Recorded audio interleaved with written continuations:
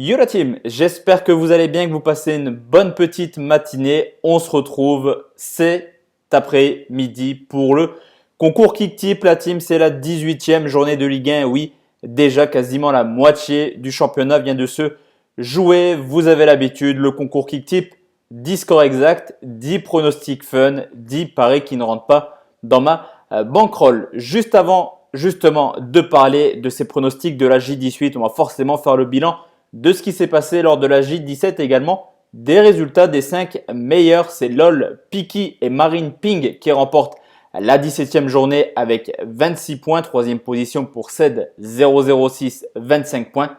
4e position pour Madara avec 23 points. Et enfin, 5e position pour TomTom avec 22 points. Ce qui nous donne au classement général toujours Utrix solide leader de cette Ligue 1 avec 230 points. Rude BZH juste derrière avec 226 points. Il y a un petit trou avec le troisième qui est Ced 006 qui rattrape un petit peu son retard en termes de points, 211 points. Quatrième Morito 207 points. Cinquième Matisse 205 points. De mon côté, je reste à la même position que lors de la J16, c'est-à-dire la 11e place. Il faut vraiment que j'aille chercher cette place dans le top 5. On commence tout de suite la team avec forcément le match de ce soir entre Lille et Montpellier. J'en ai parlé dans ma vidéo d'hier. Vous le savez, de mon côté, je vois Montpellier capable d'aller chercher un résultat car Lille a du mal après la Ligue des Champions. 2 victoires, 3 nuls après un match de LDC. Également, une équipe de Montpellier qui réussit des petits coups en ce moment à Lille, auteur de 2 matchs nuls sur les 2 derniers matchs.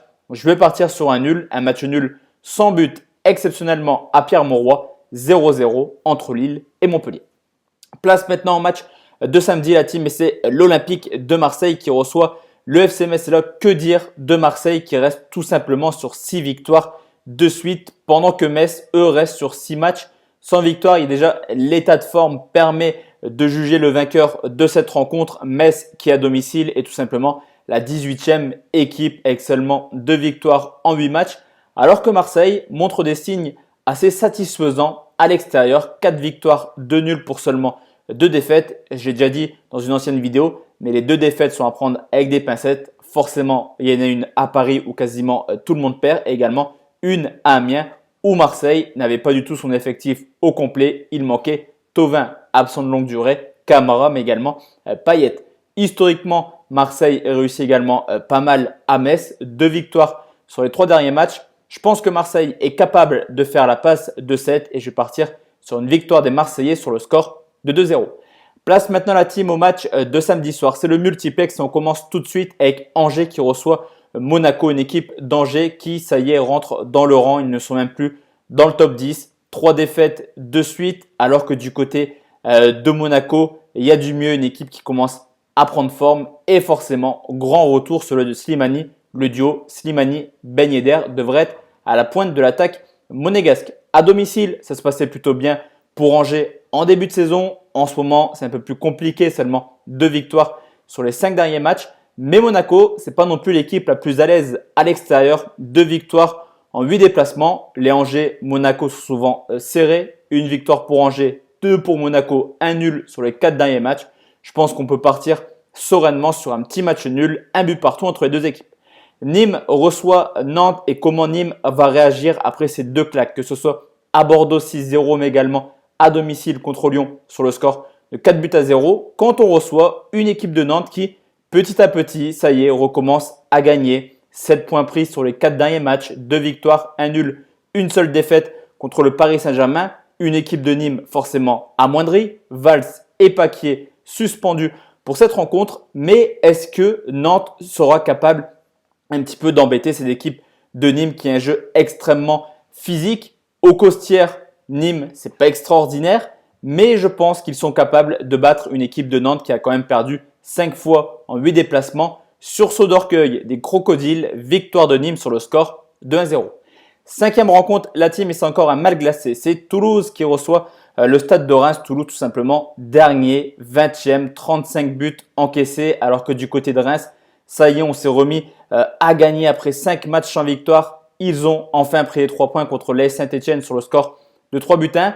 On a une équipe de Toulouse qui, mine de rien, reste sur 7 défaites consécutives avec énormément de buts encaissés. Ça ne va pas pour les hommes de Camboiré. Du côté de Reims, à l'extérieur, des bonnes stats, mais surtout contre les grosses équipes, contre les petits, c'est un peu plus compliqué. Cependant, même si ça va être très chaud, je pense, pour Reims, je vais quand même partir sur une victoire de Reims car Toulouse ne va pas bien du tout. Victoire de Reims sur le score de 2-1. On continue avec le multiplex la team et c'est Amiens qui reçoit Dijon et là aussi deux équipes complètement en méforme. Amiens qui reste sur 4 défaites consécutives du côté de Dijon. C'est pas mieux. 3 matchs sans victoire, mais à domicile, Amiens fait généralement le boulot. 3 victoires en 7 matchs, alors que Dijon est tout simplement l'équipe qui a perdu le plus de matchs à l'extérieur avec déjà 7 défaites en 9 rencontres. Deux équipes qui jouent, on devrait voir un beau spectacle et surtout du but. Avantage aux locaux de mon côté. Victoire d'Amiens sur le score de 2-1.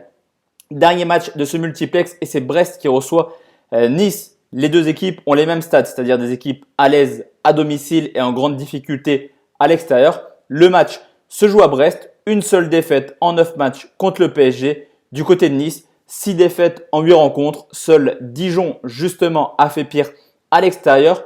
Brest, Nice, c'est une belle rencontre. Sur le papier, Nice est un petit peu supérieur en termes de joueurs. Mais le football, c'est un jeu d'équipe et je trouve que Brest est beaucoup mieux armé et beaucoup plus cohérent dans sa façon de jouer que les Niçois. Victoire, encore une fois, des locaux sur le score de 1-0.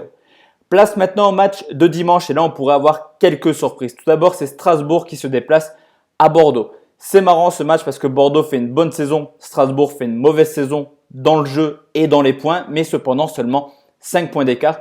En cas de victoire de Strasbourg à Bordeaux, il y aurait seulement 2 points d'écart. Donc c'est quand même une rencontre assez serrée. Du côté de Bordeaux, après un début de saison très compliqué à domicile, il reste sur une bonne série.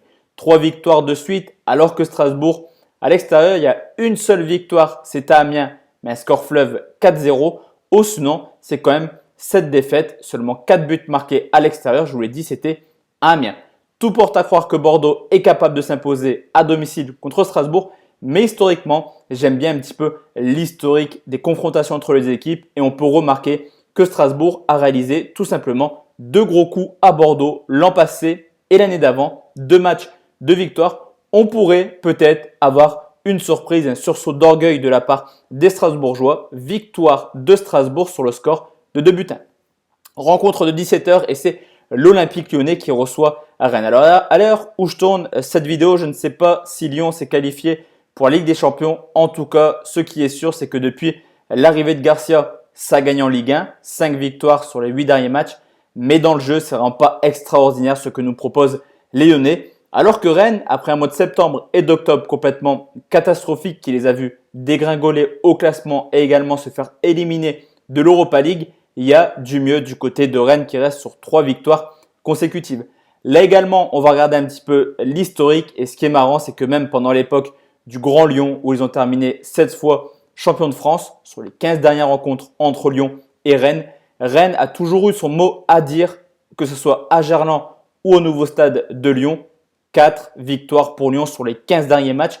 L'OL sera sûrement fatigué après son match de Ligue des Champions. Du côté de Rennes, le match en Europa League a compté pour du beurre. Match nul, là aussi joué une surprise, un but partout. Et enfin la team, dernier match, c'est le choc de ce dimanche soir, le Paris Saint-Germain qui se déplace à Saint-Etienne, une équipe de Saint-Etienne qui à domicile se fait souvent accrocher quand même cette année, déjà 4 nuls en 8 matchs. Le PSG, je le dis toutes les semaines, mais s'ils veulent jouer, s'ils veulent gagner, ils devraient s'imposer sans problème. Une équipe qui joue vraiment avec ses individualités cette année. On l'a vu à Montpellier, Neymar, Mbappé, Icardi se sont réveillés en fin de match. Score final 3-1 avec un but des 3 joueurs. Et là aussi, historiquement, pour retrouver trace d'une victoire de Saint-Étienne, il faut remonter en 2008. Et sur les 7 dernières rencontres, toutes compètes confondues, 6 victoires pour le PSG, un Paris Saint-Germain qui serait bien aspiré de prendre un peu plus d'avance sur Marseille qui réalise une bonne saison. Victoire des hommes de la capitale 2-0 à Saint-Etienne. Donc voici la team, mes 10 scores exacts pour cette nouvelle journée de Ligue 1. On se retrouve ce soir à 20h pour une nouvelle vidéo de pronostic sportif. Bonne soirée la team et à ce soir. Ciao, ciao.